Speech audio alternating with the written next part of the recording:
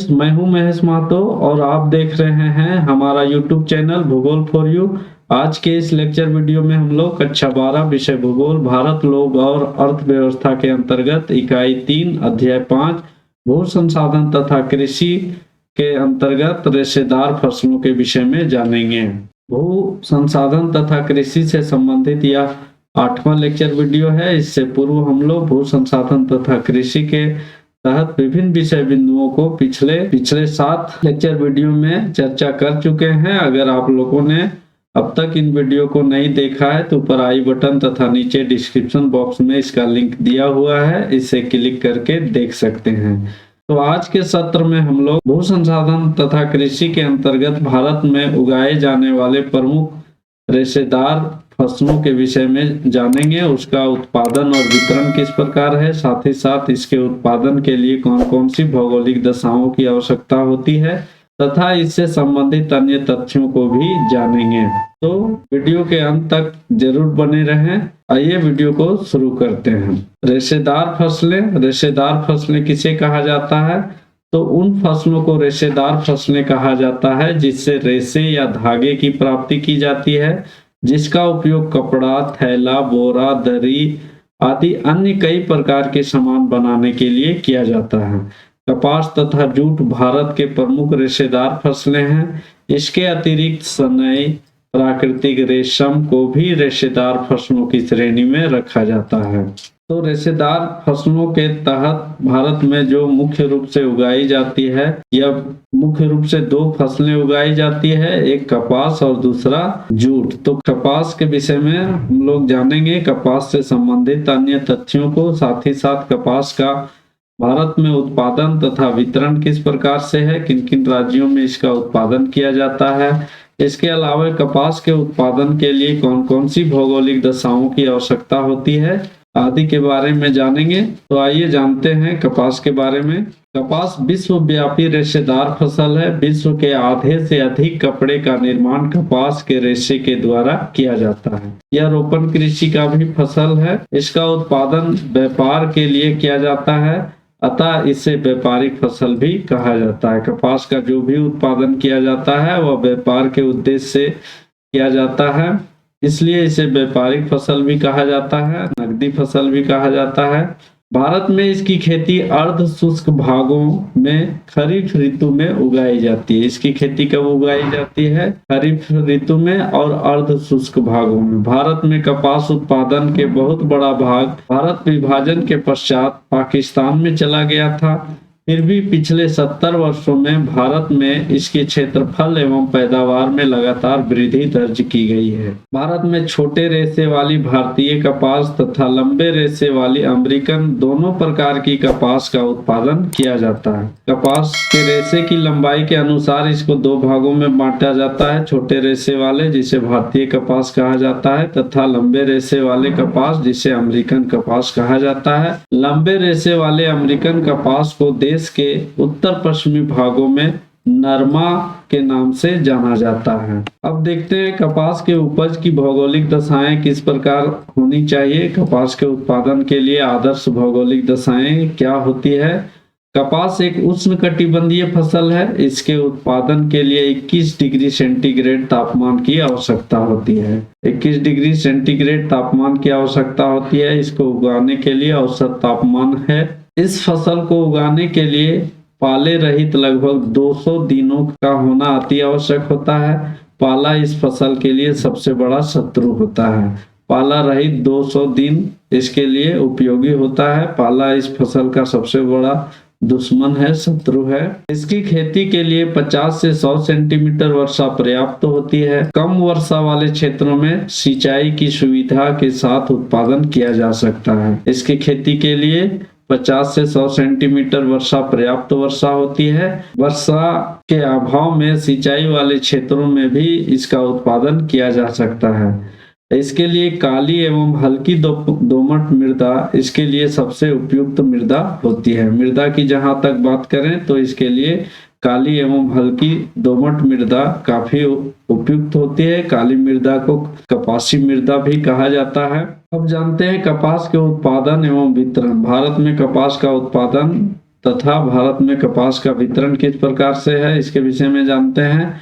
भारत कपास के उत्पादन में चीन के बाद दूसरा सबसे बड़ा कपास उत्पादक देश है। विश्व के कुल उत्पादन का लगभग 8.3% भाग भारत के द्वारा कपास का उत्पादन किया जाता है। टोटल उत्पादन का 8.3% भाग भारत उत्पादन करता है। देश में कुल बोए गए क्षेत्र का लगभग 4.7% भाग पर कपास की खेती की जाती है। 4.7% भाग पर कपास की कृषि की जाती है। भारत में कपास उत्पादक क्षेत्रों को 3 भागों में विभाजित किया जा सकता है। पहला जो भाग है उत्तर पश्चिमी भारत। उत्तर पश्चिमी भारत में पंजाब, हरियाणा तथा उत्तरी राजस्थान को शामिल किया जाता है। वहीं दूसरा जो भाग है या दूसरा क्षेत्र है पश्चिम में गुजरात और महाराष्ट्र को शामिल किया जाता है।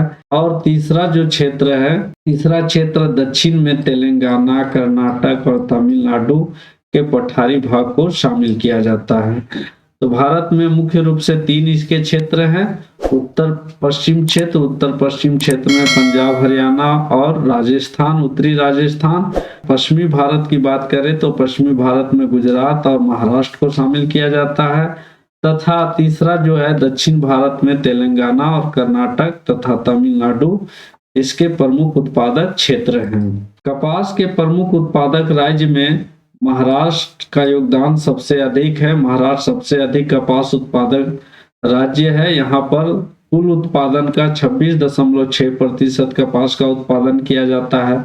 दूसरे स्थान पर आंध्र प्रदेश है। आंध्र प्रदेश में 18.5% कपास का उत्पादन किया जाता है। और तीसरे स्थान में गुजरात है। गुजरात में कुल उत्पादन का 16.9% भाग उपजाया जाता है। उसके बाद पंजाब का स्थान आता है। पंजाब 4था स्थान में है और यह कुल उत्पादन का 13% उत्पादन किया जाता है।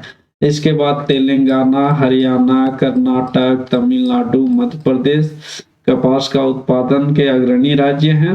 देश के उत्तर पश्चिमी भाग में सिंचाई की सुविधा वाले क्षेत्रों में कपास का प्रति हेक्टेयर उत्पादन अधिक होता है। जिन क्षेत्रों में कपास का उत्पादन किया जा रहा है, अगर वहां सिंचाई की सुविधा उपलब्ध है तो उन क्षेत्रों में कपास का प्रति हेक्टेयर उत्पादन अधिक पाया जाता है। अब जानते हैं दूसरा प्रमुख रेशेदार फसल के विषय में। दूसरा रेशेदार प्रमुख फसल भारत में उगाए जाने वाला जूट कहा जाता है। जूट को पटसन भी कहते हैं। और जूट का फसल ये दिखाया गया है यहाँ फोटोग्राफ में। जूट से रेशे तैयार किए जाते हैं और रेशे से फिर रस्सी, झोला, बोरा आदि का निर्माण किया जाता है। तो आइए जानते हैं जूट से संबंधित अन्य तथ्यों को तथा भारत में इसका उत्पादन और वितरण किस प्रकार से है तथा इसके उत्पादन के लिए अनुकूल भौगोलिक दशाएं कैसी होनी चाहिए, इसके विषय में जानते हैं। कपास के बाद जूट भारत के दूसरे महत्वपूर्ण रेशेदार फसल है। इसका रेशा सस्ता, उखड़ा तथा मजबूत होने के कारण इसका उपयोग मोटे वस्त्र, थैला, बोरा, कालीन तथा अन्य सजावट की वस्तुएं बनाने के लिए किया जाता है। जूट के लिए आवश्यक भौगोलिक दशाएं इस प्रकार है। जूट की खेती के लिए 25 डिग्री से 30 डिग्री सेंटीग्रेड तापमान तथा 90% सापेक्षिक आर्द्रता की आवश्यकता होती है और 150 सेंटीमीटर वार्षिक वर्षा इसके लिए उपयुक्त होती है।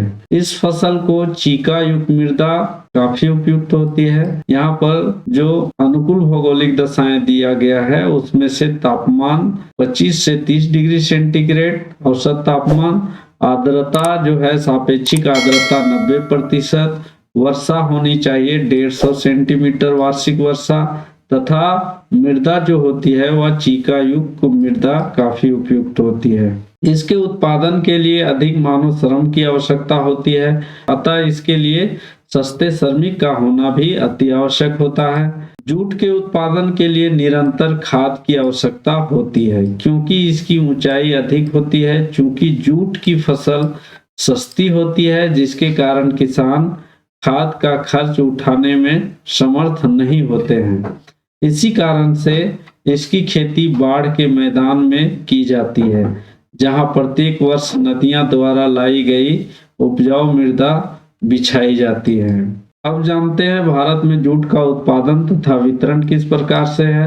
विभाजन के दौरान देश के अधिकांश जूट उत्पादक क्षेत्र पूर्वी पाकिस्तान जो अब बांग्लादेश बन गया है में चला गया था। आजादी के बाद भारत में जूट उत्पादन में वृद्धि हुई है।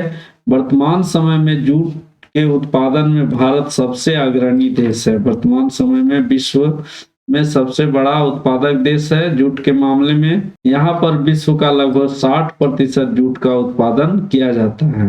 देश के कुल बोए गए क्षेत्र का लगभग 0.5% भाग पर इसकी खेती की जाती है। मात्र 0.5% भाग पर खेती की जाती है। पश्चिम बंगाल जूट का सबसे बड़ा उत्पादक राज्य है।